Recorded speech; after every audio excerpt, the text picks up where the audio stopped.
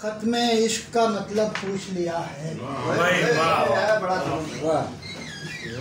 उसने खत्म इश्क का मतलब पूछ लिया है।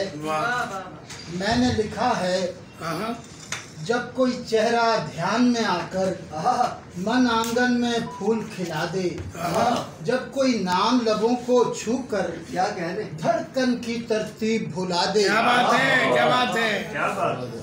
उसने खत्म इश्क का मतलब पूछ लिया है।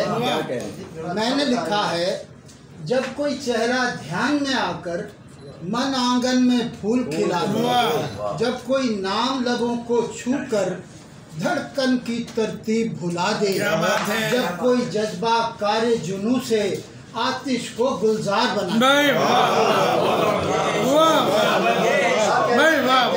उसने खत्म इश्क का मतलब पूछ लिया है। मैंने लिखा है, जब कोई चेहरा ध्यान में आकर मन आंगन में फूल खिला दे, जब कोई नाम लबों को छू कर धड़कन की तरतीब भुला दे, जब कोई जज्बा कारे जुनू से आतिश को गुलजार बना दे। लेकिन इतना ध्यान में रखना, कोई सराते इश्क से गुजरे तब खुलता है, इश्क से पहले इश्क का मतलब कब खुलता है।